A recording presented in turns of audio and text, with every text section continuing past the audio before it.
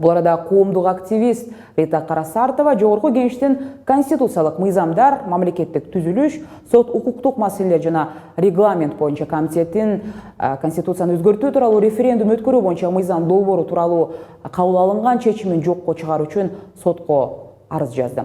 Айтымында тармактык комитет чечим кабыл алып жатканда конституцияны өзгөртүү тууралуу референдум өткөрүү үчүн конституциялык палатанын корутундусун эске алган эмес. Карасартованын айтымында ошондой эле добуш берүү учурунда дагы мыйзам бузуулар болгон дейт. Аталган арыз Бишкек шаардык райондор аралык сотуна жиберилген. Эске сала кетсек, тармактык комитет аталган мыйзамды карап, маселе парламентке чыккан болчу референдум өткөрүү боюнча бул 94 депутат добуш берип, демилге биринчи окууда жактырылган.